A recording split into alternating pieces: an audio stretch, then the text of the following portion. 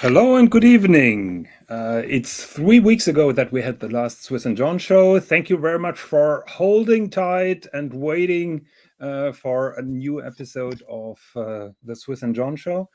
I'm John and I'm joined by my friend Swis. Hello, Swis. How are you doing? Hello, everybody. It's good to be back. You sound energetic. Is the weather as beautiful as it is here in Germany? Um, so we have had a drought. Like it Okay. hasn't been raining since like 3 weeks, Yeah. which is well, people are a bit alarmed, but at least it's not too warm yet.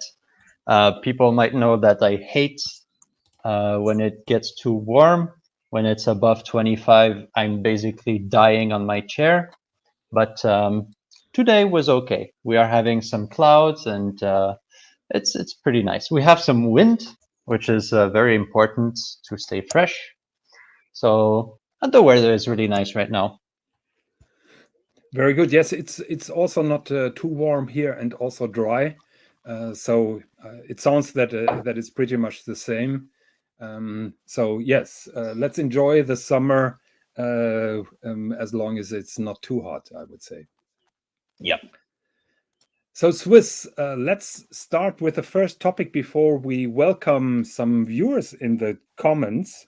I've been, one second, I've been trying on a watch and I wanted to have your feedback. Ah, here it is. You No, want my feet back? yes, your feedback and your My feet opinion, back. probably. Yeah. Okay, so last week I've been at the Omega boutique. Yeah. They called me, and they had the Ultra Deep in titanium. They had it in stainless steel before, Mm-hmm. and I could try it on. Here you can see my lovely low hair wrist. What do you think Yep. how it looks? That's a big watch.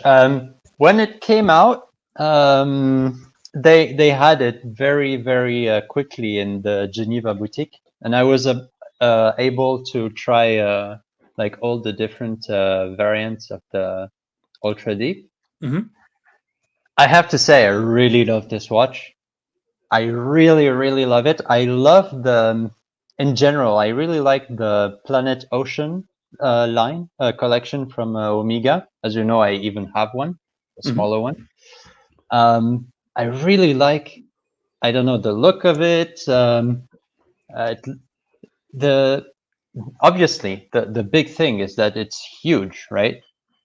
It's not only huge in diameter; it's huge in thickness. It's well, that one in titanium is rather light. I remember that, but the one in steel is totally unwearable. I would say it looks okay on your wrist. I mean, as long as you think it is comfortable enough, it looks okay. I agree with you with everything that you said. You know, when Omega presented Wow. that prototype, I was just struck with the blue Hmm. highlights on this watch, and I really hope that Omega would make a silver version out of it. I think it looks okay on my wrist. Of course, it's a thick thing, no doubt about that. But it's 6,000 meter water resistant, 20,000 feet. So what do you Hmm. expect? Not a flat, an ultra flat watch. I have one beef with it, and it's not the lack of a date window. My big beef is, oh, one second. My big beef is the NATO strap, because in Okay. my opinion, that unnecessarily adds to the thickness, to the height of this particular watch. Yeah. And True. that is my beef with all NATO straps, but it became so obvious with this watch. But isn't that the the primary function of the NATO strap, that it goes underneath? So if one of the spring bars breaks, it actually still is attached to your wrist. I keep Well, I my mean, spring this one has, bars. Yeah, yeah, this one has fixed lugs. Exactly, yes. So this has fixed lux. This has the Manta lux. And I keep my spring bars pretty well in order. I never had a spring bar fail. And okay, I thought then, okay, there are the Zulu straps, which are not NATO's. So Zulus are like normal straps. But it's pretty risky to put that on those Manta ray lugs because they have a hole in the middle, and that is just too dangerous, in my opinion.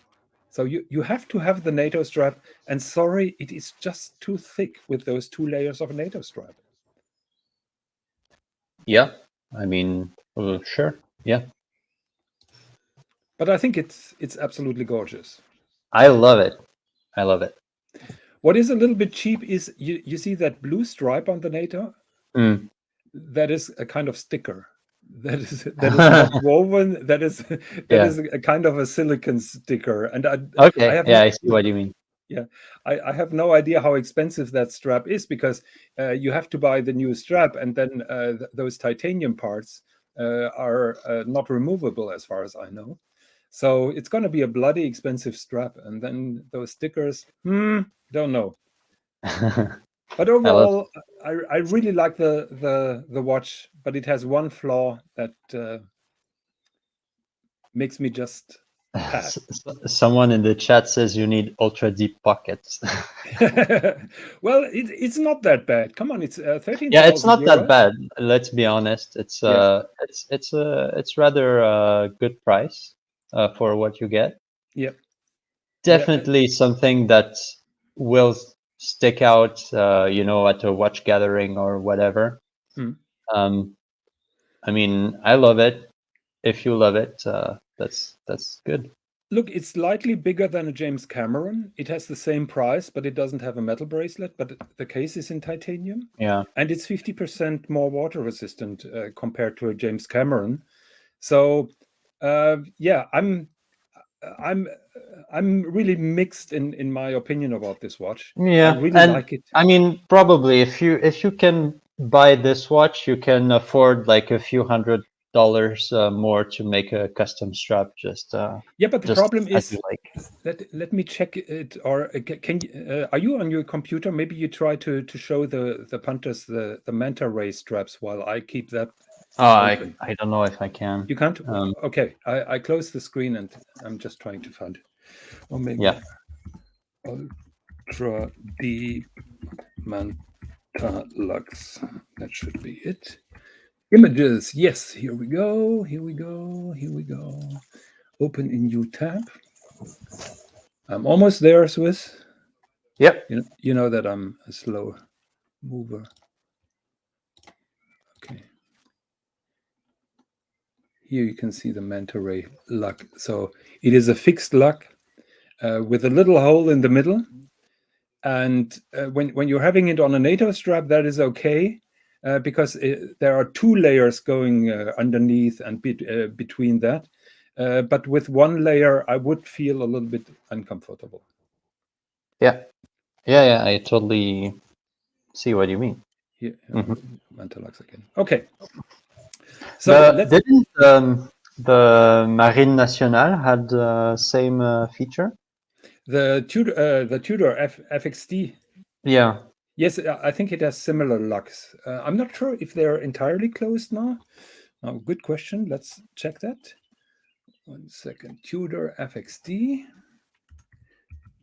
FXD. You know, it's not a long time ago, but it's too long. Yeah, it has fixed lugs. 1 second. Yeah, Bear Clooney says he prefers this on the rubber strap, but in my opinion, the titanium is so much better. And unfortunately, you cannot put the rubber strap on the titanium one. You could, but you're always running the risk that it wiggles out of that hole. Yeah. That is a problem. Yeah, I mean, yeah. So from what I can see here, FXD has lugs that are not pinched with a hole. 1 second, let me present that. Keep in mind, I'm almost 60, so those are the FXD lugs. Oh, so they are entirely closed. Yeah. Okay. which makes it an even more difficult to choose another strap than the NATO, because basically on all the alternative straps, you have to kind of glue them together, the ends, or stitch them separately. So it's quite a pain in the butt. Yeah, or you would need some kind of metal end link that clumps onto that thing. It's going to be a pain, yeah. Okay, so should we say hello to the punters? Sure. Okay, so we have Patel Philippe here. He's in the cinema. Maybe he's joining us later. We have Perth Luxury, Sir Sneakiness reporting for duty. Hello. Hans Wilsdorf. We have a deceased celebrity in the house. Hello, Mr. Wilsdorf. I hope that you approve with our covering of Tudor. Chili Badger, as always, joining us. Hello, and he's pretty much happy. Goldfinger. We have so many topics tonight. So I asked Goldfinger to remind me to talk about Bernhard Lederer and Grönefeld Grönograph. I think we don't have the time for tonight. What do you think, Swis? Oh, we can talk about them another time. Another time, so not today. Right. Oh, well, we can have a few words at the end. Okay. So Goldfinger, please remind us at the end of the show, and hopefully we will cover that. Thomas Burnett is in the house. Perth Luxury is still in winter. We have Thomas Burnett in the house. Hello, hello. Dodger is from Radlett. I don't know where that is, but I think it's in the UK. So we have Bear Clooney here. Hello, good evening. Who else do we have? Muhammad Ali, of course, is there. Muhammad, are you back home? And are you sober? Quicker Than Drawing is joining us. Hello, my friend. Who else is joining us here? Boxer. Radlett is a small town north of London. Oh, okay.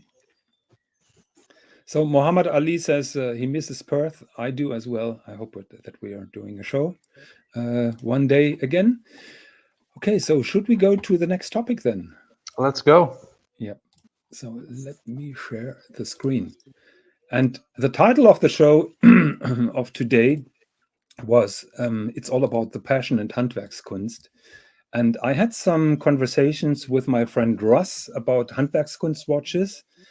This afternoon, I received a newsletter from Lange, from Langepedia, where they were talking about two Handwerkskunst watches, and I wanted to showcase this particular watch. I don't remember that it has been presented so far, so I had to research that, and I was just blown away by that watch. Just have a look at that starry dial, which is negatively engraved. So those little stars that you see there, those are negatively engraved out, and then this dial is enameled. So it's an enamel dial. It's also a chronograph, Rattrapante, perpetual calendar, 1815. Pretty sure unobtainable. Absolutely gorgeous. But what was even more striking for me was the case back, which is also hand engraved enameled. And when you open that case back, you can see a super gorgeous movement. And what I really liked about that is the viewers may remember we were covering the Moritz Grossmann Tremblage dial. And this particular watch has the movement bridges engraved or treated with the Tremblage technology. So they negatively engrave out those stars and those rims on the bridges. And then this is then hand engraved with the Tremblage technique. And I find that super cool and super nice and such a beautiful touch. Yeah, that little detail of keeping the stars on the bridge has to be so time consuming. This is this is bridge. Dedication to the best finishing for the best watch, basically. Yeah. You know, Lange & Söhne has a very high level of finishing, but usually they don't do internal angles and this stuff. But their finishing is still top notch. And then when you see those Handwerkskunst watches, that is where they really shine, because they're basically flexing. Yes, we can do that as well, but we don't have to. We're only doing that in very small, limited editions. And I found that watch just striking, beautiful, very interesting. So that has been presented in 2017, so 6 years ago. Obviously, it is totally sold out, but it's just such a beautiful watch, and the movement is just outstanding. There was a nicer, there was an even more beautiful image of the movement, which I'm of course now not finding. Where is it? We're back. Maybe it's there. Let me check. Oh, here are some there we nice have pictures. some close-ups. Yeah. Look at this. Yeah, that is extremely good looking. So do you think that Starry Night motive upturning, or is that appropriate and interesting? I love it. Big no-no? I love it. Yeah, me too. I really love it. Did you know about that watch? Have you seen that before? No, I never knew about that watch. I have one little thing to say about it. If you can go back on the dial. On the dial? Yeah, like close up or first, total? Yeah, total, the whole dial. Mm-hmm. Is it me, or there is something missing at 6 o'clock? There's that big white space underneath the moon phase. I don't know. I would have put something there. But isn't it consistent with those subdials? What do you want to do? Lange Söhne, Glashütte in Sachsen? I don't know. Or? Yeah, maybe something. I don't know. Maybe I'm just too brainwashed by always seeing something inscribed there, because usually this is where they would put something like, I don't know, automatic or whatever.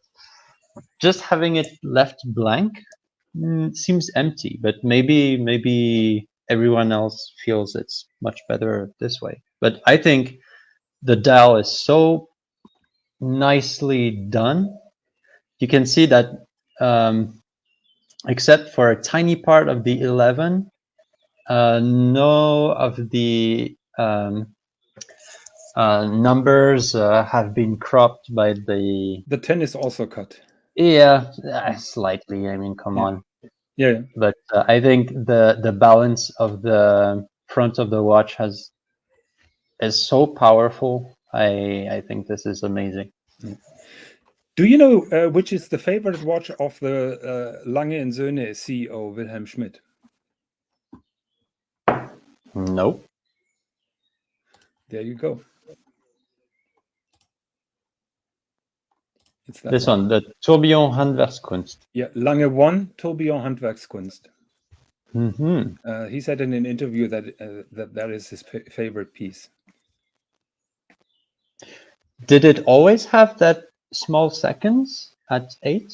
Yes, that is a special thing because you have to have a gear train. Usually the running second is somehow connected to the tourbillon. Well, you see the tourbillon here on the right side and the running second on the left side, and they had to make a gear train because the tourbillon runs anti-clockwise, because that running second must run then clockwise. So they put some extra effort in that. Yeah. Okay. Seems fair. So the special thing about this Lange 1 Tourbillon Handwerkskunst is, first of all, the dial. It is an enameled dial, and those indexes here are also negatively engraved and then filled with enamel. Yeah. And that little sub dial here over there is a separate dial, which is also enameled. And then you can see probably the biggest black polish part in the entire watch industry. That cock here that holds the tourbillon is black polished. And there is a similar watch in the normal Lange 1 range. They are offering a tourbillon, but they only mention on the Handwerkskunst that this is black polished. I couldn't see any mentioning on the other Lange tourbillon that is black polished. Okay, John, I think we want to see the back. Yes. Yes, because sir. Handwerkskunst means that there's something special in the back, and I mean we can see it right there. Yes, but Yeah. Let me show you what is so special. So I said it before, Lange is usually not doing inward angles, but here you can see them. 1, 2, 3, 4, Yeah. 5, 6, 7. There are plenty of them. So apparently Lange is really flexing their muscles here, what they're capable to do. Aesthetically, absolutely beautiful, in my opinion. But those internal angles are just the icing on the cake. They made that big 3/4 bridge quite transparent, transparent enough that you can see everything. You see those diamond cover stones here. Of course, the heat blued screws. Not only that central tourbillon cock is hand engraved, you can see that little transmission gear cock also hand engraved, and that central island is also hand engraved. So that is Handwerkskunst at its finest. Yeah. Yeah, that is The beautiful. main problem because... is they made only 20 pieces of them. Yeah. And that is your favorite combination. It's white metal with a black dial. Yes. So this is platinum with a black enamel dial. It can't get any better than this. What do you think? Yeah, that's pretty special, because you can also get that watch, but in a regular Yes, tourbillon, I'm trying right? to pull that up. 1 second. Mhm. I learned to close my window. Okay, Lange Söhne. So let's go to the Lange and Söhne webpage. Whole Milk has a big brain idea to fill up the blank space, make a southern hemisphere moon phase. Okay. Yeah, sure. You know what? The Rolex Cellini moon phase basically said, you know what? We're not gonna do like those half thingies. They have a big blue circle, right? Which I always found odd, but it works. So here's that is the latest picture. There is also limited series, but this is not really Handwerkskunst. But that is the standard edition with a smaller. Yeah, this one has a tiny cock. Yeah, well, I'm glad that you said it. Yeah. It has a much smaller cock, and that is not black polished. What I like are those transparent that transparent disc that is visible for the big date, while on the Handwerkskunst this is partly covered. Can you see that? Yeah. Mm-hmm. So there is a reason why that is a half circle. So let's have a look at the movement. So here you can see now the closed 3/4 bridge. You can see a kind of anniversary engraving on those two cocks, but not. It doesn't go that far, just like the Handwerkskunst. Yeah, and you do not have the open work. Yes, everything is closed. Yeah. So 1 second, let me pull the watch up again. 1 second.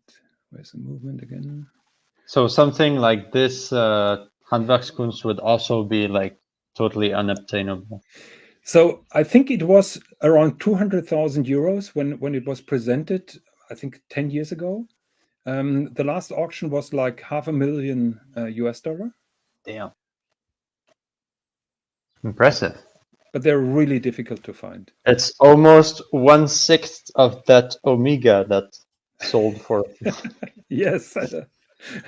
Should we cover that now, or should I indulge you with the internal angle again? Do whatever you like. Okay, so where is that Omega? The second Omega here on the Swis and Jon show. Can you believe that? Really? What was the first one? That diver, that ultra deep. Oh yeah, true. Yeah, I memory already spot. forgot about it. Yeah. So yes, I think it has been covered already on various streams. So Omega has been caught with a fraud. So this watch was cobbled together with some from various watches that were sold over the last couple of years. What is remarkable is the head of the Omega Museum was involved in that scam. Yeah. Because he certified that the watch is genuine and all parts are belonging to that watch. So he certified that, and apparently he was, because this is a running case, so I'm saying apparently, he was also involved in selling this. He was in cahoots. Yes. So and he also strongly recommended to the head of boards of Omega that they really must get this significant watch by all means and by all money. So that is really something worrisome. I think Bergluni mentions all the time, vintage is just a minefield. You can't be too careful. Yeah. And I agree with him. I limit myself to those vintage Rolex GMTs or Submariners where we're talking about 10, 15,000 US dollars. The problem is the more expensive they are getting. When you think of it, 3 million. Yeah. Many people would do crazy shit to have Yeah. a part of 3 million. Yeah, and I think the estimate was like 200,000. So it was really hyped up by those fraudulent sellers. Yeah. So I've done a little bit of research. Do you know the Swis and Jon show that we made about that inferior Panerai finishing? Yeah. There was a blogger, Periscope or something. Periscope, yeah. And Periscope pointed out already in April, he pointed out that this case was belonging to a different watch that has been sold many years ago. He also pointed out that that dial belonged to a different watch, and he was doing some intensive research comparing the dial from the watch that has been sold a couple of years ago with the dial of the watch that has been auctioned off for those 3 millions. So his line of evidence is really flawless. It's very interesting. It's all linked here in the Hodinkee article, which I really recommend to the punters to read. It's like a criminal novel, and I also recommend reading that article from Periscope. Let me try to pull that up. So he did some forensic work. So condition prior to auction, I think that is the same dial. So it looked like that, and then the dial has been transferred to this. What he did was, he was comparing. For he example, has close-ups of everything. Yeah. So yes. So he was comparing true tropical dials with made-up tropical dials. Then he identified. You see here, that is on the left. That is a $3 million watch, and on the right, I think that is a $200,000 watch. And from that scratch alone, you can see that it's the same dial. Exactly. Yeah. So he did some really significant. JP CWC says how he could spot all those things is really amazing, and he must have an intensive database of all significant Omegas being sold. So I found that article really impressive and very enjoyable to read. So there is quite some suspense there. Okay, going back to Handwerkskunst, because I wanted to show you one picture, which I now have to find. Lange Handwerkskunst tourbillon enamel and then blue, because there is that black enamel dial starts as a blue dial, and there are some images out there which I'm trying to find now. You mean in And the process of making the dial? yeah. Mhm. So it starts blue. Yeah, I can't find the picture. Russ, if you're in the chats, please shoot me those messages, those images, because they're stunning. I can't find them with Google search at the moment. I'm really sorry. Okay, enough of the teasing. What is our next topic, Swiss? I don't know. You are I the was preparing coordinator. everything. Yeah. So, oh yeah, just one honorable mentioning. I said that I've just received the newsletter from Langepedia, where they were going deep into Handwerkskunst, and they mentioned the Grande Complication, which I really didn't research. But what Alp from Langepedia says is that on this Grande Complication, by the way, it's 2 million euros. They're only making 6, and they're only making 1 per year. Damn, 2 million. Holy shit. Yeah, but it's quite a thing. So here you see the movement, and all steel parts on that movement are apparently black polished. Yeah. Not many internal angles as far as I can see. Can you spot some? Not really, but I mean, Yeah. who really cares? I mean, everything is so spotless that Yeah. Nobody yeah. will be really shitting on that. So, do you want to know about the complications? Yeah, sure. So they have a simple chronograph. They have a counter chronograph. They have a split second. Do you know what a counter chronograph is? I think that is a countdown timer. I have no clue. Yeah. So split second, independent second hand chronograph, and jumping second hand chronograph. So apparently you can choose.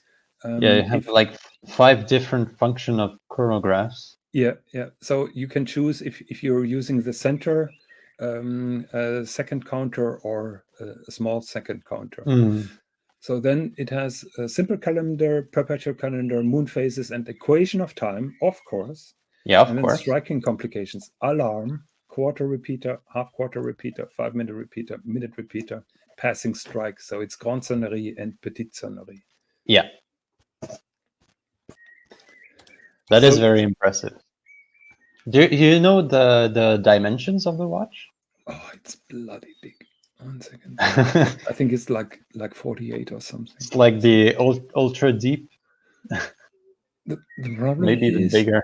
That is a very old article. Let me browse.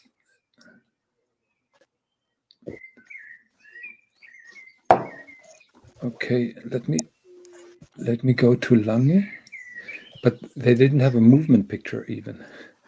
Oh, damn it! Grande Complication.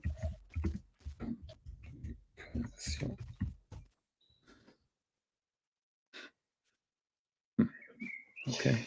Nope. Let me Google search that for a second. Yeah. So JPCWC, have you guys seen the new Patek limited editions for Tokyo? Yeah. Interesting because they have done something that I was not expecting, and it was a purple dial. I'll pull that up in a second. One second. Yeah. In high horlogerie, usually the crazy colors, you don't see them quite as often.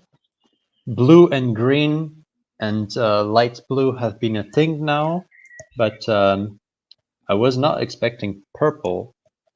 That was introduced in their new world time for Tokyo. Okay, Swiss, I'm sorry, there is no dimension mentioned here, even on the Lange web page. So let's pull the Patek Philippe novelties up. I think they've been covered at Hodinky.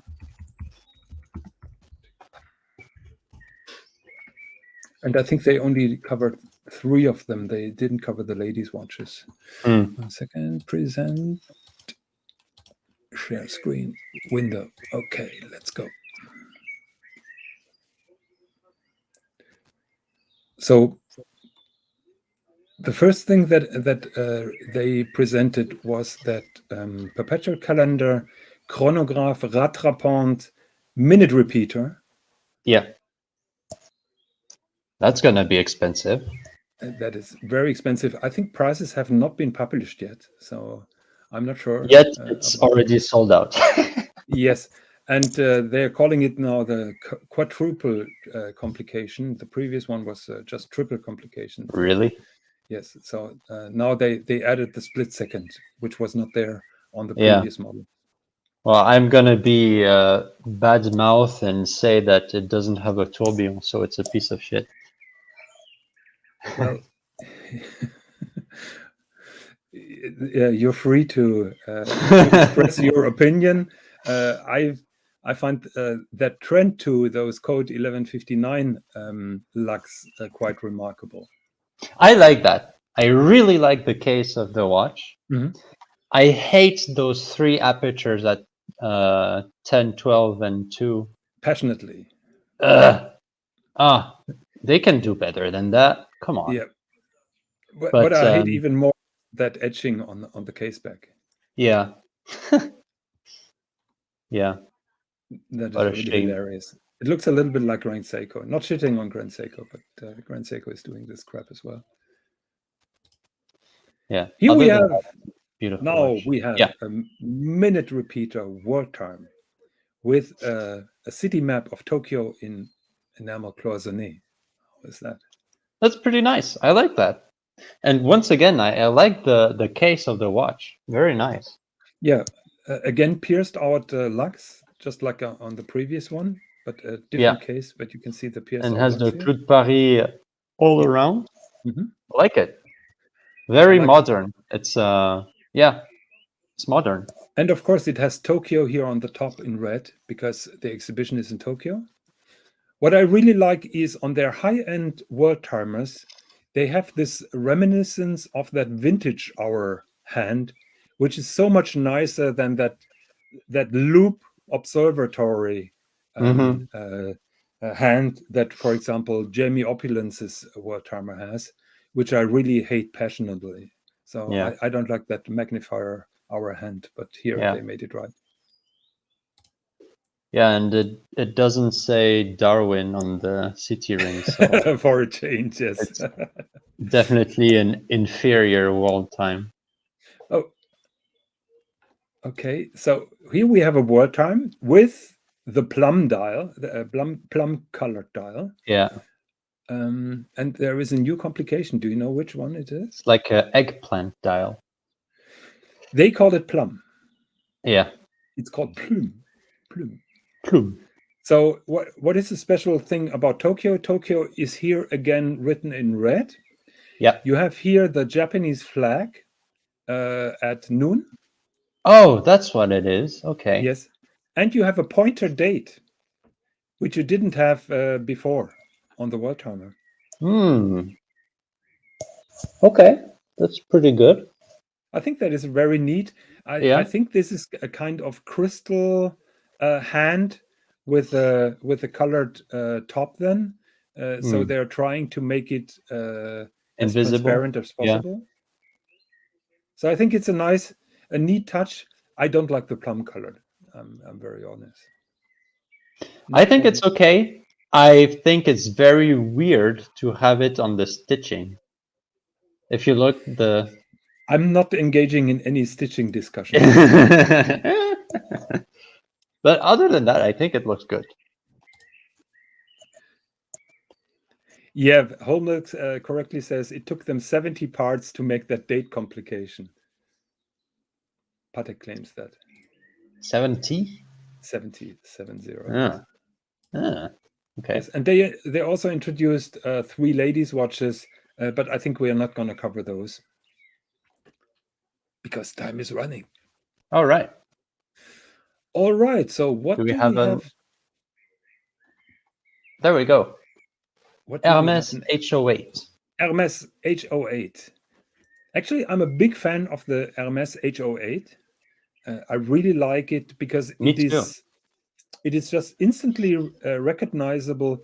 They really used a clean sheet to make a watch with character, which is very much different than the other watches. Yeah. So there is no confusion with normal square cases or with random round cases. They Yeah. really made it their signature thing. So when you see this particular watch, and even if you have a black strap, because the orange color, for example, is the typical MS color, but even with a black strap, it's instantly recognizable. And they put some effort here. Those numerals, for example, are custom made, so those are not random. They're MS own.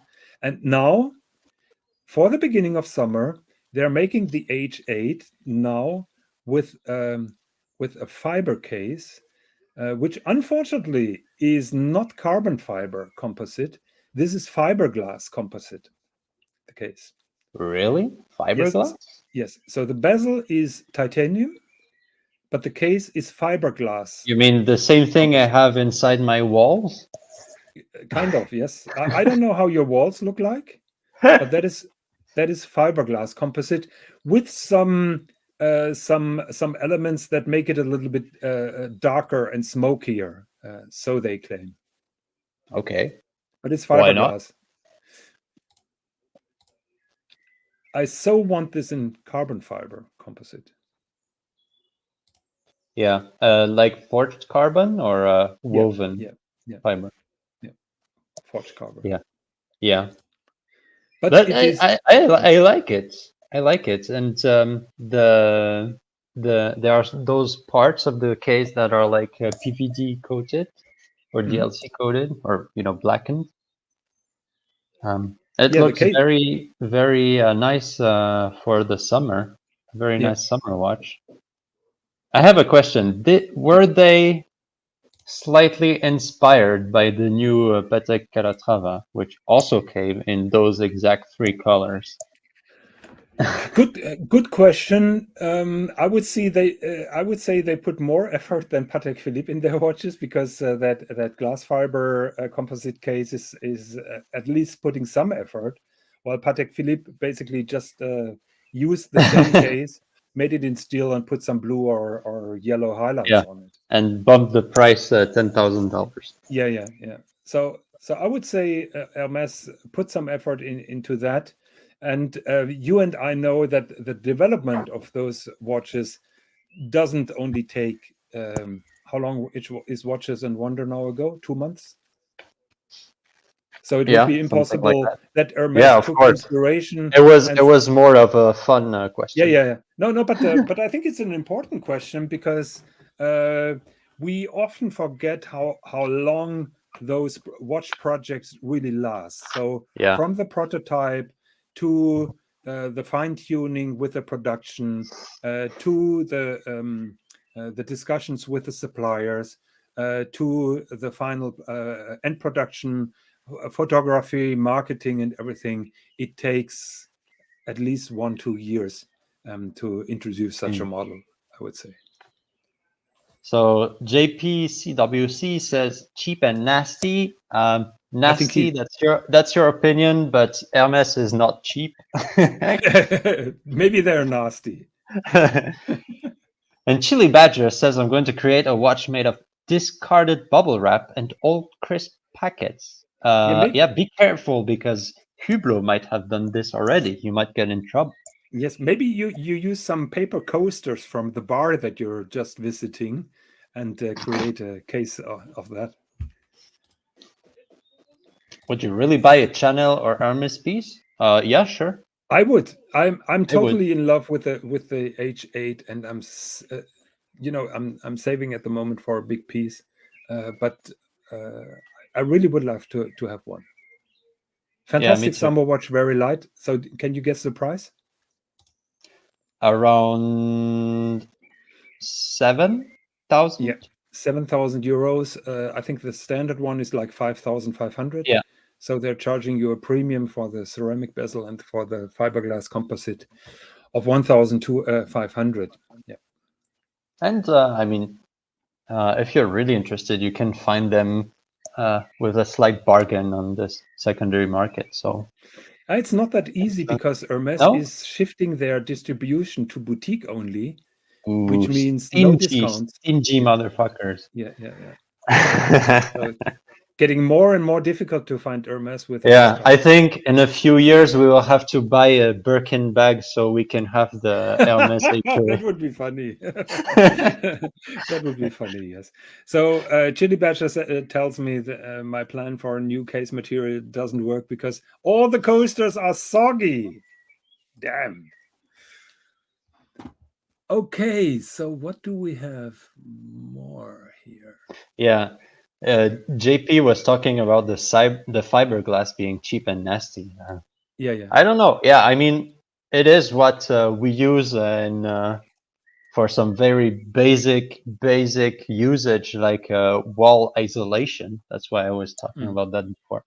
I mean, you know, if it works, it works. I mean, Hublot did a watch made of concrete. Yeah, Seiko made a watch out of fishermen's nets. Wasn't there a watch that had a dial made out of coffee beans? Do you remember that one? It was compacted coffee beans. Okay. Yeah, and I they just made know a dial. I just know the Beauvais with the sugar crystals. Yeah. I mean, hey, you can be creative. Yeah. It's an art after all. So Muhammad Ali, I know that he really likes that watch and he's interested in getting one. Bucherer has Hermes. Bucherer still has them. Bucherer in Germany doesn't have them anymore. So in Germany, you can only get them at boutiques. And I'm hearing that they're moving to that model more and more. So you better be quick. Yeah. So what is your favorite color? Muhammad said he likes. I like orange. the yellow one. You like the yellow one? I like the blue one. So we will take those three all together. They also have a green one. Wasn't that a special edition or no? It's just no, part of the release. Oh, it has a fiberglass, so it's part of the release. Second blue. Green looks good. Dark green. We shall call it the Swamp Hermes. The camouflage Hermes or something like that. So June. And I mean, the watch is very legible. It's very, you know. Yep. The dial is so good, and I like it. It's slightly too big for my wrist, but it's still. Yeah. The regular one. Because I think it's 40, so it's slightly big, but it's fine. And the movement inside is the Vaucher, exactly. Yeah. Because Hermes has a stake in Vaucher, as far as I know. Yeah. So yes, it's a pretty nice watch. They put some effort. And you know what I heard recently? Moser has a stake in Agenor. Yes. And apparently the rumor is that they are very soon gonna buy out actually Agenor that makes sense. Yeah. I think they have now like 40 or 50% of Agenor, but the plan is to take over the company for the year. Okay, so what is the next topic? You know, we're browsing here through our topic. Oh, yes. Yeah, I have a few things to say about that one. Yes, I hope that Bear Clooney is still in the comments because he had a lot of things to say. So yes, Breguet introduced the new Type 20, and now it's getting difficult because there's a Type 20 and a Type XX. Yeah, but I want to talk about the one with the twin registers, the two registers. That one. So I think this watch looks so good. The case has that nice vintage feeling. The Breguet, the dial, nice vintage aviator dial. As you know, the Type 20 was made for the French Air Force in like the 1950s, and they called it the Type 20 because it was like the 20th iteration, and they were like, okay, let's call it number 20. I love it, but fuck that date window at 4:30. Fuck me dead. Why? Why the fuck is there that ugly date window at 4:30? Ah! Oh man. They were, you know what? They were flying too close to the sun. They were being a bit cocky, and yeah, I don't know. You know, Swiss, you were just voicing out. Bear Clooney, can you write us 3 points why you don't like this particular watch? And I'm happy to read that. So you were voicing what the internet was all about. Everybody was Yeah. so upset about that date. And actually, I was very surprised that everybody agreed that why did they put a fucking date on that piece? Because if you look, and I remember that it was only watched like 2 years ago or 3 years ago. I don't remember. They made that beautiful, basically that recreation of the military watch, the Breguet Type 20. You know, a recreation from the 1950s. Isn't it that one? No. It's if you can just Google only watch. Oh, was it that one? Yeah. No, that's an. But look at this one. No date. Yeah. Look at that. That's so much better. Holy shit. So And yeah, for the only watch, they made it without the date. And I remember with Marco, we were saying, dude, can you imagine if they recreate that watch? That would be an instant success. And now they did, but they fucked it up with that date. So at Hodinkee, they have a very long interview with the product developer at Breguet.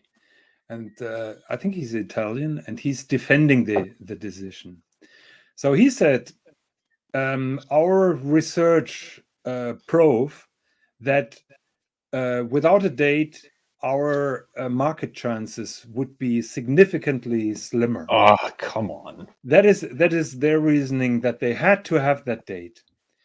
And one of their reasoning why they put that date between 4 and 5 was that they didn't want to ruin this one by putting the date at 6, because they love that 6 so much. Oh, fuck them. They are wrong. So basically, you're saying no, they could have done it without the date, but they didn't because money. Yes, because that's like the worst. It's like the worst reason that you can bring up. It's the most corporate thing. So Bear gave us his selection of dislikes. He doesn't like the date, just like Swiss. He doesn't like the size, 42 millimeters, which is a valid point. Why didn't they do that in 40? Maybe in 41. Why 42? Which rules it out. Thickness over 14 millimeters. Well, it is an automatic chronograph. And let's be honest, the Rolex Daytona is really the exception of the rule.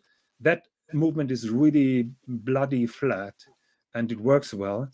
And all the other manufacturers are really struggling making an automatic chronograph in a really slim size. Movement, that is my pet peeve. I don't care about the date or no date. You know that I know that you're a no date Ayatollah. You're a fundamentalist, and you're so conservative. I will never change your opinion. But have a look at that movement. That is their new in-house chronograph movement. Yeah. Wait, does it say Tissot?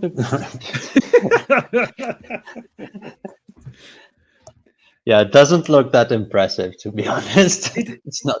It's I not very don't know. impressive. You know, we've been talking about AP and those new movements in the Yeah. Royal Oak and the Code 1159, but Breguet made them even more boring and even more sterile and sober. What journalists called it sober, which I think is a good term, because I said it on a different channel.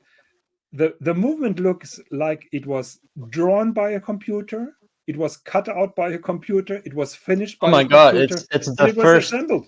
It's the first Chat GPT watch. Yes, probably yes. There you go. There you go. Breaking news here on the Swis Yeah, Jon show. and that would explain the ugly date. Probably yes. Yes. Yes. And by the way, the stitching looks awful on that strap on Yeah. the rear side. Not really consistent. Nope. So my main pet peeve is the movement, because this is a 19,000 euros watch.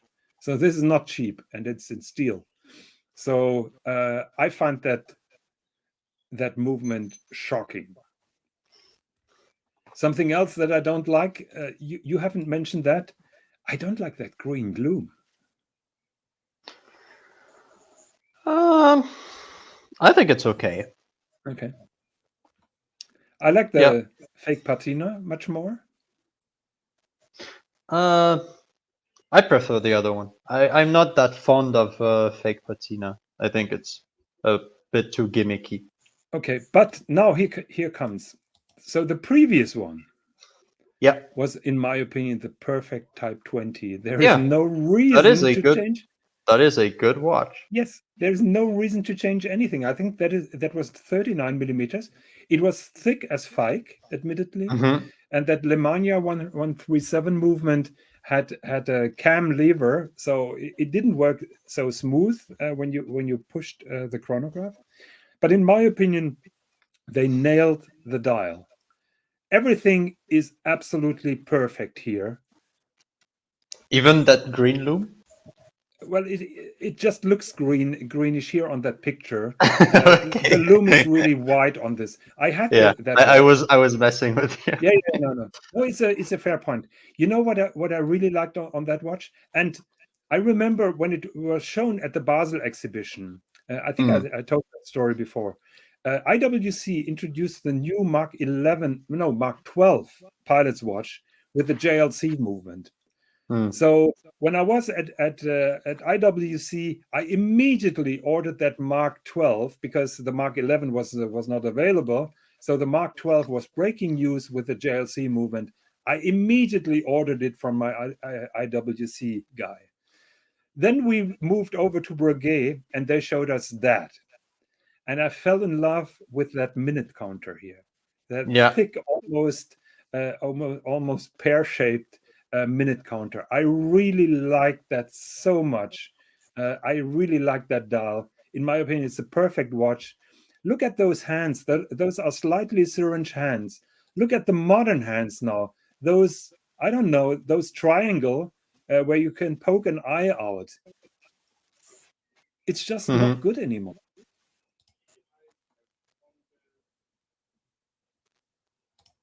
So Yeah, I agree with you. the interview with the product designer, he said, I think he hasn't been asked properly, but he gave the reply, yes, we at Breguet, we never want to stand still, and we want to move on, and we want to evolve and everything like that. But why change such a perfect design? I really don't get it. So I'm very disappointed from Breguet, and I really like that watch. So guys, if you want a nice Breguet Type 20, get the old one. I think you can get them it around 4,000 US dollars. Yeah, you can get them at a very good price on the secondary, even like like close to brand new with box and papers, everything. There is a lot of them in circulation. Or if you want new, buy the Breitling AVI 8865. In my opinion, that is nicer. Do you know which one I'm talking about? Yeah. I know which one. Okay, so that is the rant of the week. So what do we have here? Did we have all topics? Then we can go to the chronograph. I think there were a few other ones. What other topics do we have? 1 second. I don't know. Was there something else? Let me check monochrome. I don't remember. Oh, Obviously. Wait, we were about to miss that one. yes. Holy shit. Holy shit. Okay. A brand new white gold Daytona with the ceramic on the bracelet. Special edition for the 100th birthday of the 24 Heures du Mans. Yes, so nobody understands what you were telling. I'm not going to translate that in English. So over the weekend, there was the 100th anniversary of the car race, 24 hours of Le Mans. And Rolex is a big sponsor. Not sure if you guys have been following that on TV or on streams. Oh, and G is getting bored. Yeah, I mean, it's Rolex, so I can't blame him. So Rolex is all over the place, and they made this edition with a new ceramic bezel, with a new style, with that surrounding rim in metal. By the way, Swis, did you hear that as well? I heard it from somewhere. They said this is not a separate bezel assembly, so that metal ring is part of the case and cannot be removed anymore. Really? Did you hear that? No, I did not. I've heard it somewhere. I think nobody has received a Platona so far, or one of the updated Rolexes, but I heard that. So take that with a grain of salt, but I heard it. Which would be really bad, because so if you smash your bezel, now you have to change the entire case. Like, exactly. What? Yes. Mm-hmm. Okay. So what more? What more? Yes. So what is more here? The hundreds of the tachymeter is in red enamel. So there is integrated red enamel. What I really like about this watch is the dial. What they did with the dial. Yeah. Exactly. Yeah. Because they used that old typeface, that old style, with the little square markers. Yes. Swis, do you remember the Paul Newman Daytona like we know today? Yeah. I think that dial had an Italian name before it was called the Paul Newman Daytona. Do you remember what the name was? No idea. I've been searching up and down, and I'm really trying hard to find that term, but I fell. So, okay. I only remember that the dial manufacturer was Singer, but yeah. I don't know. Yeah, and I know that those were practically not sellable, and I think some Italian dealers in the 1980s discovered that this is a rare model, and they were buying up all those watches, and the ones that show now up on auctions come mostly from Italy. That is what I'm hearing. All right. 1 second. I'm going to show the punters which dial we are talking about. Paul Newman Daytona. And by the way, 2 Paul Newman Daytonas were just auctioned off in New York. Did you hear that? Yeah. I think Paul Newman had like 4 in total.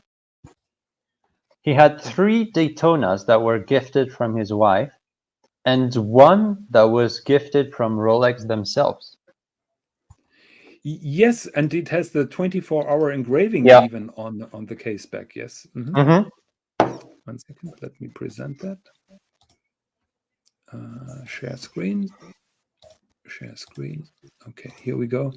So you can see that typeface with those dots, with those square markers, is very similar to the Daytona. Where's the Daytona now? Yeah. Oh, I lost the Daytona. Wait, what have you done? No, 1 second. Where's the Daytona? Was it one of the first ones? Yeah, no, I probably closed the tab. Yeah, I screwed it up. 1 second. Let me find it again. I have so Once many again. tabs open. I'm losing control. So as a filler, I will add the information that not only they have changed, the design of the watch slightly, they also made an adaptation in the movement, because the Yes. Daytona can time the chronograph can run up to 12 hours, but now they changed it so it runs up to 24 hours.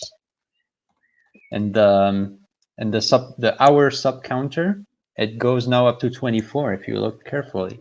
Yeah. So and I think they made it just for that watch. Yes, exactly. So they slightly modified that movement, and now this counter here at 9, it counts to 24, while the normal chronograph counter on the Daytona counts only to 12. So here you can see the similarities of the dial layout, particularly on the subdials. And I think that is a very nice touch, actually, because we often say Rolex doesn't look back. Here they adapted the old design, just like they did with the orange hand of the Explorer 2, for example, which is also not to the past. Are you still with me, Swis? Yeah, I'm there. Okay. I like it.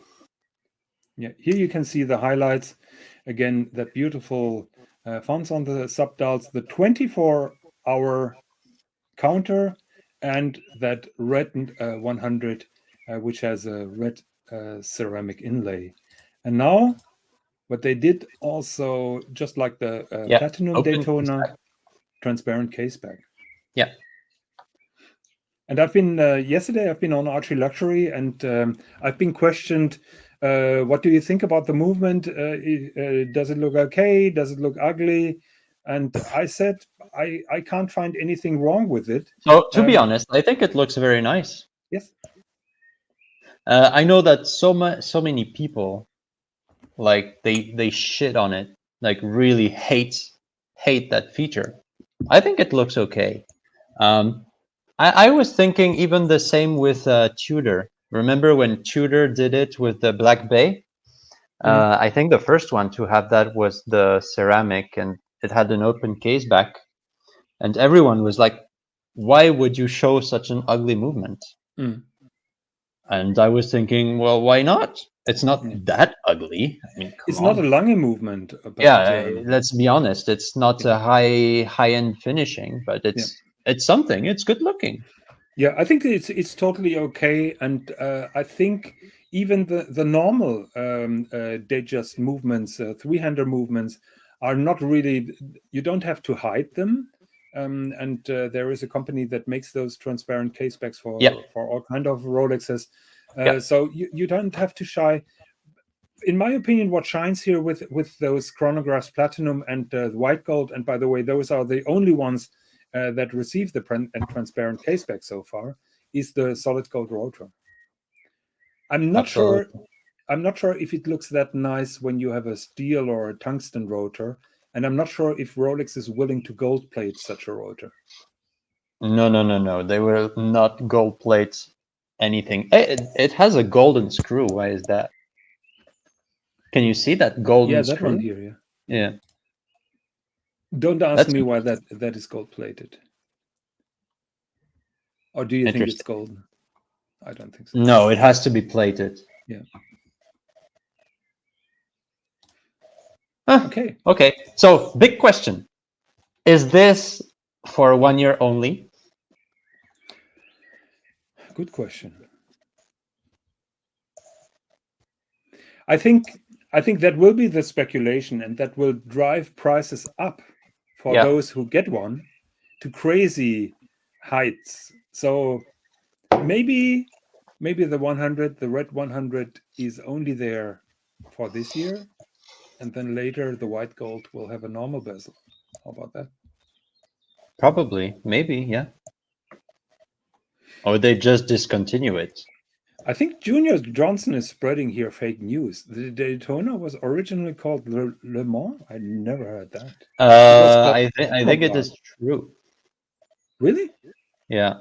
It was called the Cosmograph. No, before that, I think it was called Le Mans before that. Okay. Then they tried to send it to the moon with NASA, so they Yeah. called it the Cosmograph. This didn't work, so then they went back and used the Daytona racing track. Really? I didn't know that. I have to research that. I'm not the Mhm. most expert guy in vintage Rolexes, but Yeah. this is probably very easily Googleable. Yeah. So anyone yeah. has doubts. But I think it's true. It was called the Le Mans first. Mhm. Interesting. I didn't know that, and probably people will throw eggs in my face for not knowing that. Aunt G says it's $9,000 more than the normal white gold, which is kind of bummer. But well, that's a lot. I think it's now 52,000 US. Well, whatever, people are gonna buy it anyhow. People so. will go crazy after that, particularly Yeah. because of the red. Is that like the new Meteorite Daytona? I think so. Yes. Yeah. I think so, yeah.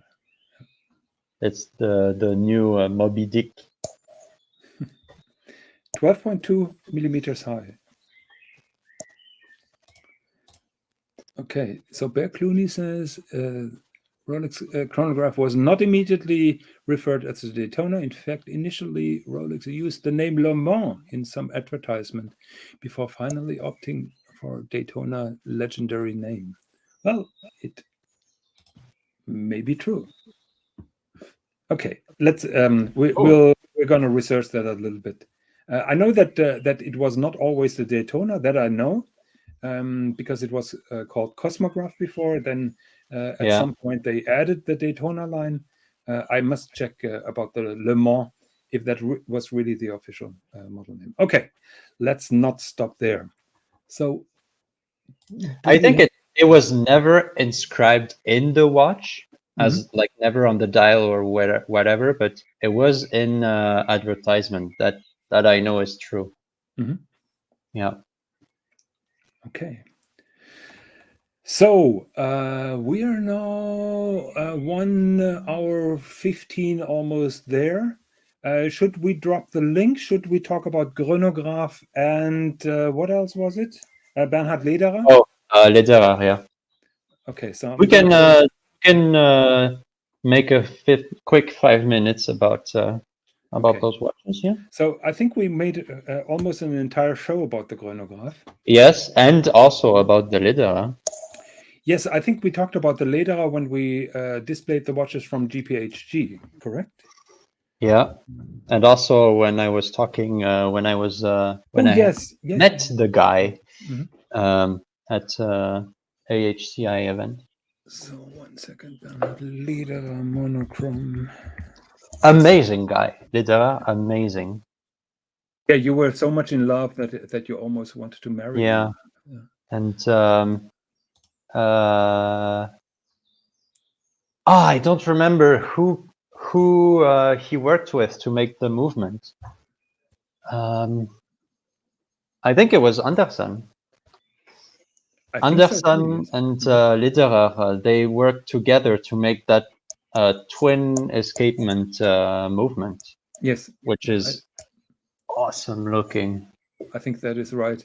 So we have here the dual impulse from Bernhard Lederer. Bernhard Lederer is from Wuppertal in Germany, but he's producing now in Switzerland his watches.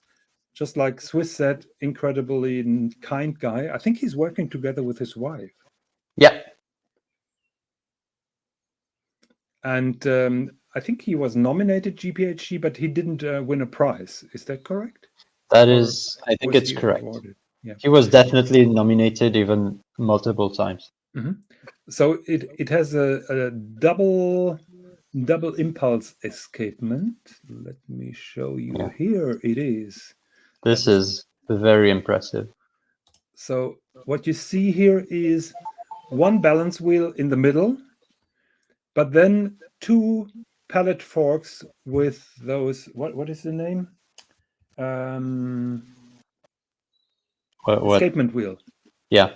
Those are two escapement wheels and two independent escapement wheel, two separate barrels, mainspring barrels, and you glanced it already. What we really loved was that almost showcase case back that he's putting there, because that is a boxed domed crystal that exposes the entire movement, contrary to many other watch companies who use a ring, a case back ring, and then put a flat crystal inside.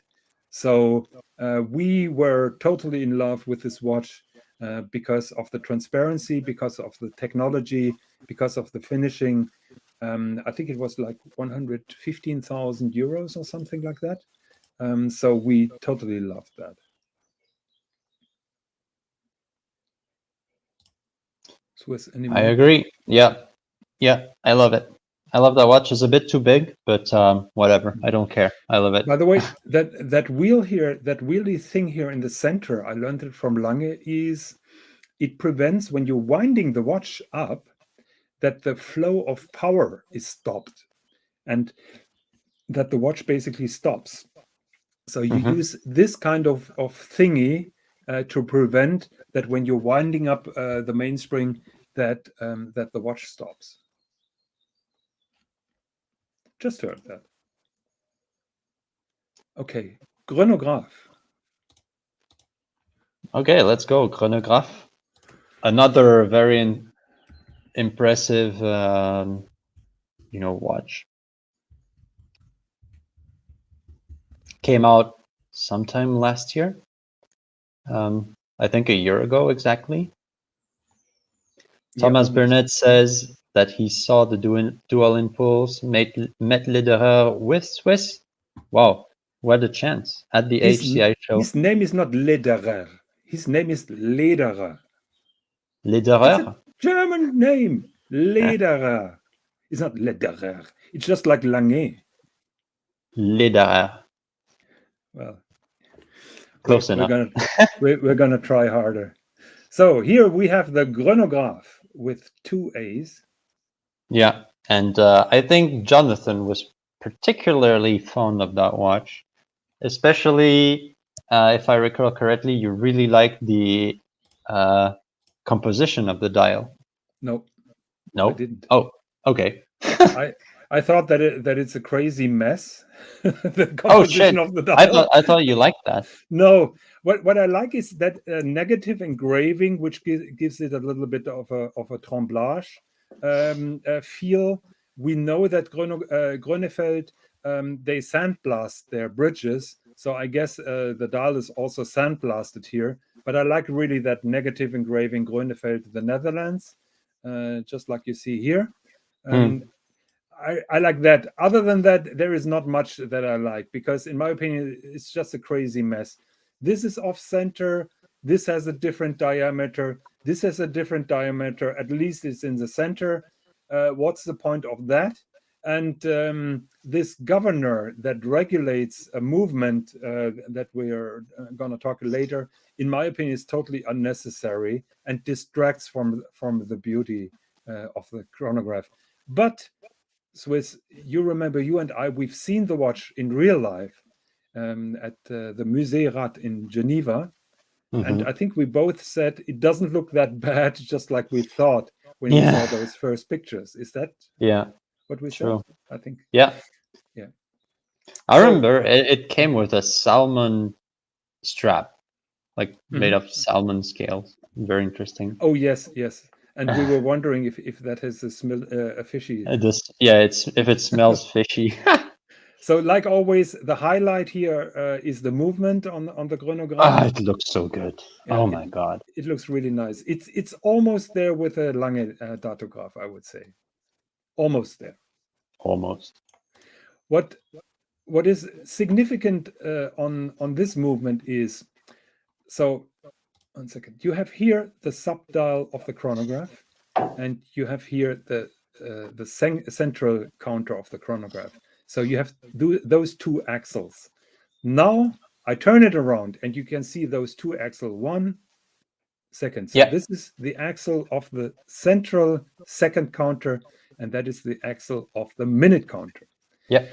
What you see here are two heart-shaped cams on those wheels.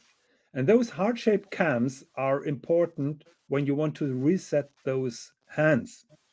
Because when you want to reset, you use this kind of thingy, and it presses on the heart-shaped cams, and those heart-shaped cams then turn around until you find the lowest part of the heart, and that is where the hand is being reset. Was that understandable, or what I was talking gibberish, Swis? Well, I did understand. Okay. But yeah. So but Grönefeld says a common problem is that those hammers are pretty rough on the mechanism. So what they did first was, instead of having a metal hammer go on that metal heart cam, they had ruby rollers here that you can see here. One second. You can see here the ruby roller. One and two ruby rollers. Very Here nice. You can see the Love it. heart-shaped cam. So those ruby rollers are extraordinary. But they even went further and made the reset process slower. And you can see that from the video. So at the moment, they're running the chronograph. I hope it's the right video. I hope that they reset it. I'm pretty sure. It says chronograph reset, so. Okay, stop, and I'll reset. And you can see, I play it again. You can see. Bit before, yeah.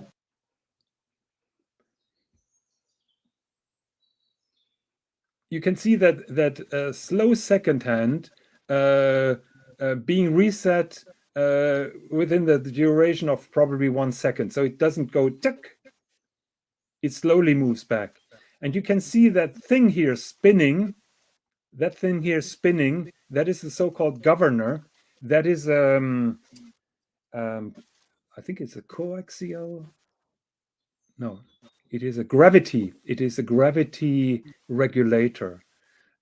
It's a centrifugal gravity. Centrifugal would be the correct and word. that is also used in a minute repeater. Yep. So what this does is it slows down that motion and makes it more constant. And this kind of governor you also find in minute repeaters, but usually it's not visible. And that is one of my pet peeves. As interesting as it is, when the watch is being reset, I just find it out of place here on that dial. I think it's okay. It's like the FB jaune that shows you the remontoire. Yeah, I like it. I also find the remontoire unnecessary. So, but here you can see the reset process again. And you can get an idea that the watch looks better than on those images. So, but the chronograph is bloody expensive. I think it's 150 or 170. How much was it? I think it was 170. No, 155, 165 in euros. I'm hearing it has been totally sold out, so there is no way to get them.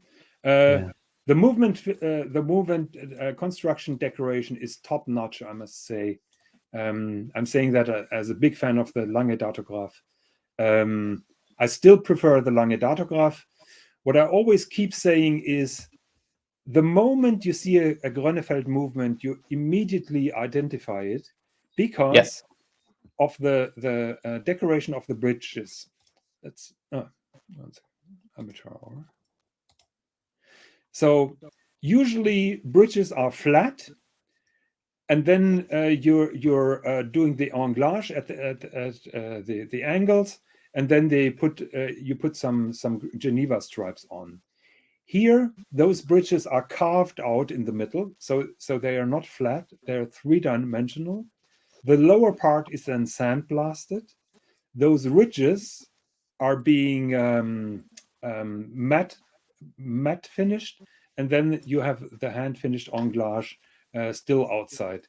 that gives the movement a very unique look, a very dark look, and you can immediately recognize them when you see them.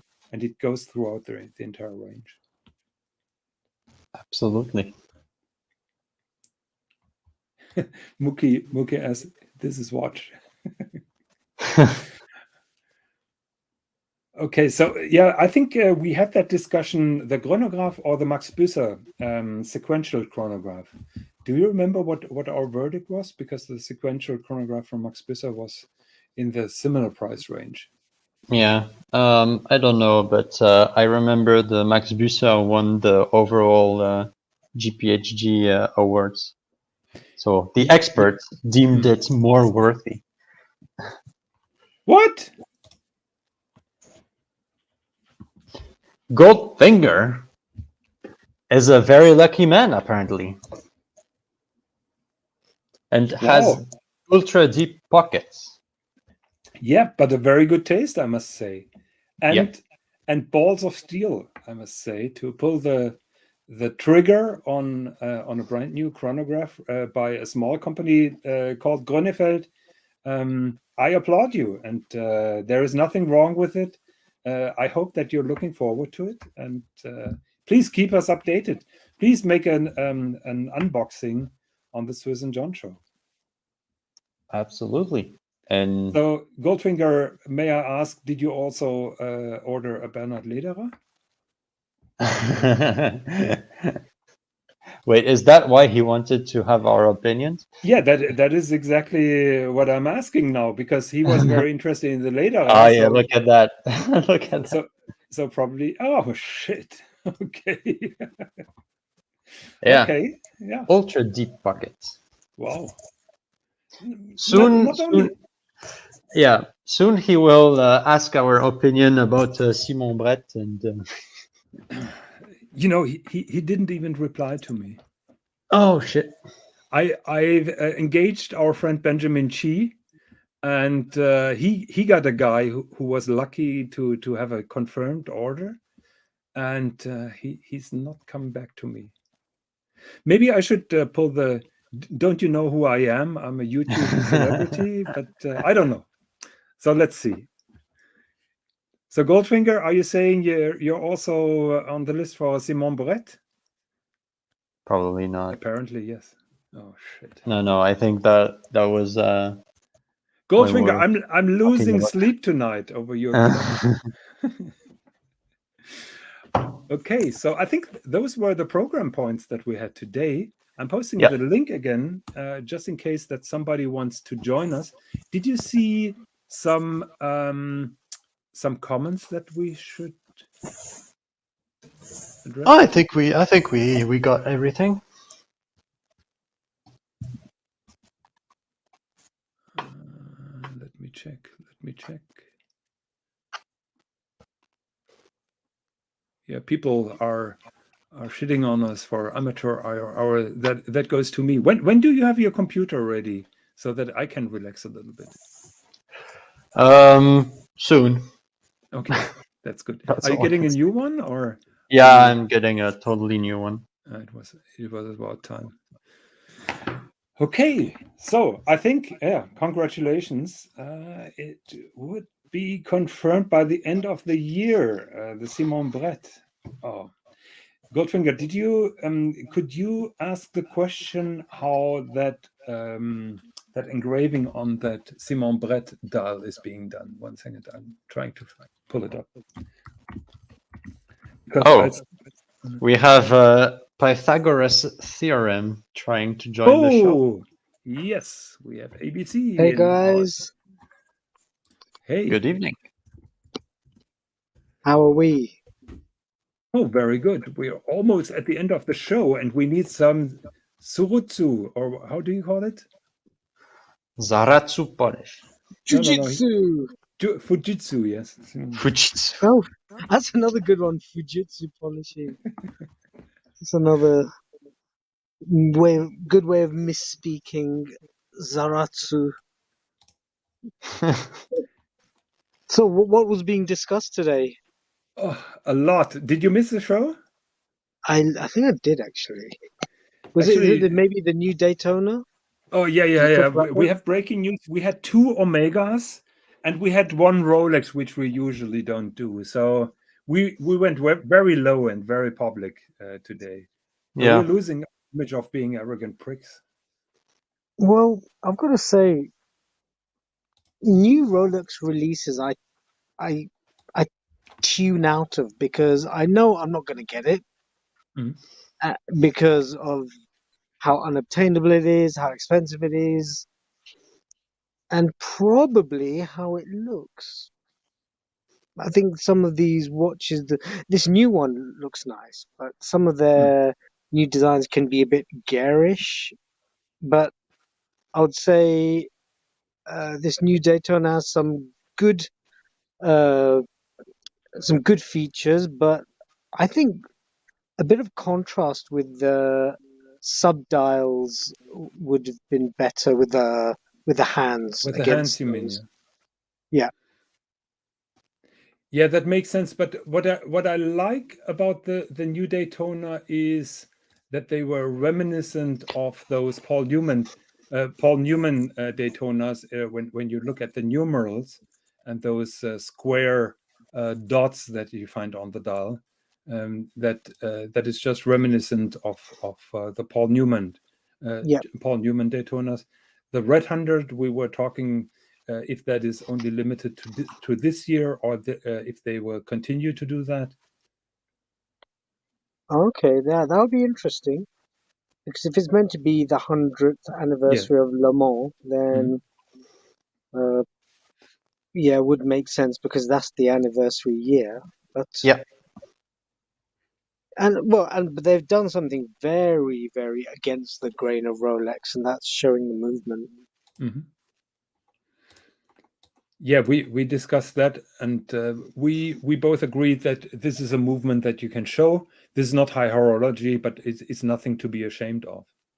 But I mean, just doing a sort of not a limited edition, but a special edition for for a particular event is very it's something that Rolex never really did before. Yeah, I think it's a Mm. very respectful thing, and shows the importance of the 24 hours of Le Mans Yeah. when they're doing something like that. So is the size different? Is it 41 No. mil that everyone's been talking about? No, 40 millimeter apparently. So I Okay, think it's in line with the Platinum Daytona. okay, right. So you know that people are saying yes, it's 38 or 39. So it depends a little bit on how you measure it. So, Mm. but apparently the size has not changed. It has the new lugs, those flat lugs here. Yeah, I'm Right. not a big fan of those. Yeah, they look a little bit obese, I would say.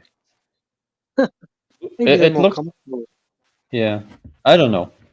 I never saw it in hand, so but from the photos, I much prefer the shape they had before.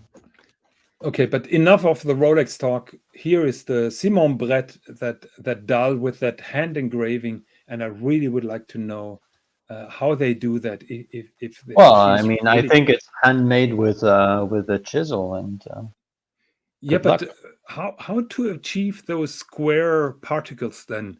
This must be a really aggressive method then, with a very aggressive knife that you cut deep into the gold. Yeah, but it's doable. I mean, you can do it by hand. I can't. Oh, you can't, but apparently some guy can. Yes. And I am not sure, and this might be completely wrong. I'm not sure, but I think the dial was made by the same guy. It's a woman. Oh, it's a woman? Okay, Mhm. so my theory falls to pieces.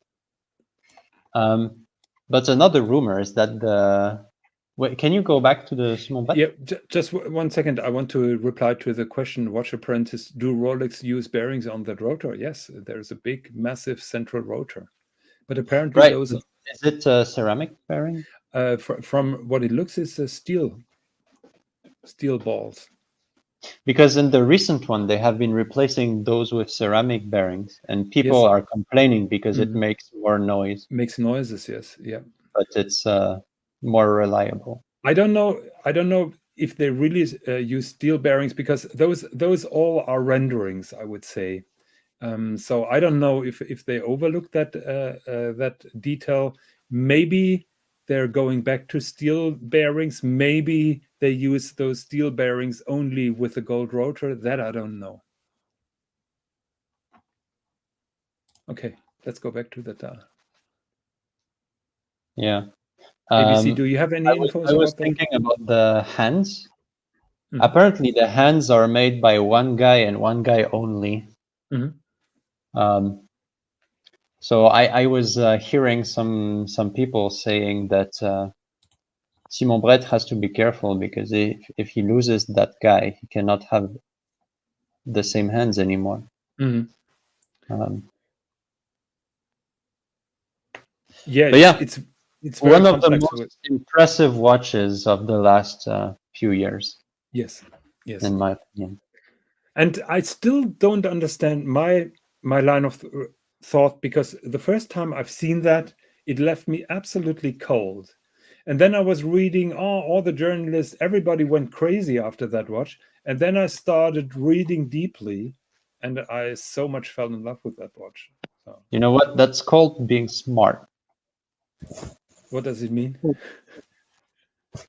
That you start by being ignorant, but then Yeah. you learn stuff, and Yeah. because you are smart, your opinion can change. It would have been smarter if I would discovered it in the first place, how beautiful that is. Don't you agree?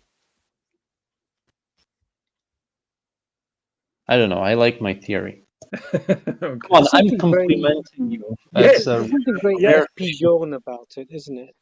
Say it again. There's something that's reminiscent of FP Jaune. You Really, think so? I don't think so. I don't Yeah. see anything F. Pigeon in there. The font Um, looks a little bit. Hold on, which side is this? That is the case size. Yeah, the font looks a little bit Lango FP Jaune. yeah, the font Mm. looks a little bit Lange-ish, but I mean, it's a font. I'm a sucker for blued hands. I love blued hands. Mm. I Yeah, just think the contrast they give. I don't know why it's not used a lot more. I think it's expensive to make. The second reason is many of the hands are made in white gold to prevent corrosion, and I think it's very difficult to temper blue white gold. I think they can only do it with steel, isn't it? Well, Yeah, I think Anderson has something to say about that. Yes, But but the reason why they make that rotor blue is because they add iron. yeah, It's the yeah, iron. Yeah. absolutely. It is not the gold that turns blue, it's the iron. I know, Yeah. Yeah. but Okay. that's the trick. Yeah. So you put some iron and you immediately oxidize it. Mhm. Yeah. So then it doesn't change anymore because it's already fully oxidized. That's So smart. and G, yes, those hands are hand polished, and not only that. If you see that round thingy that I usually don't like here, it has an anglage at the inside, and even better, it has an internal angle than in the anglage. Yeah. So this rim here, or this circle, has an anglage. So that is really complex to make.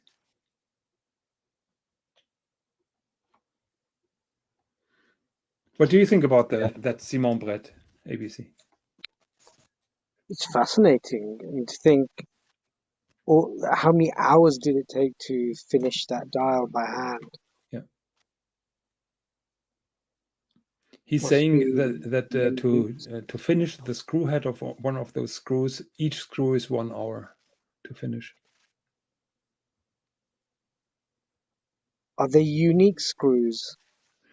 They're his signature screws, because it's the first time. 1 second, here you can see that from that picture. It's the first time usually screw heads are flat. Yeah. You And can those see they screw are heads, like concave shape. yes, those screw Yeah. heads are concave, polished. just like a bowl. It must be so annoying to do. Yeah. So what the guy who polishes those screws is doing is he mirror polishes those concave surfaces.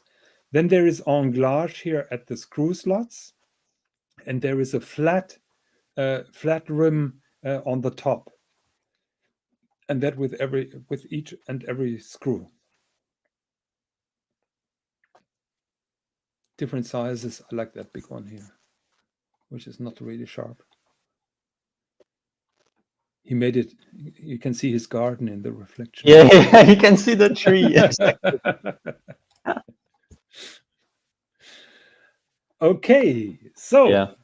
we are now 1 hour 45 minutes. Too long for a Swis and Jon show. I have to go very soon. You have to go. I'm posting the link again just in case that somebody wants to talk with ABC and me. I'm posting the link. I say hello to everybody who hold out to this late hour. Thank you very much to everyone who was patiently waiting for our show.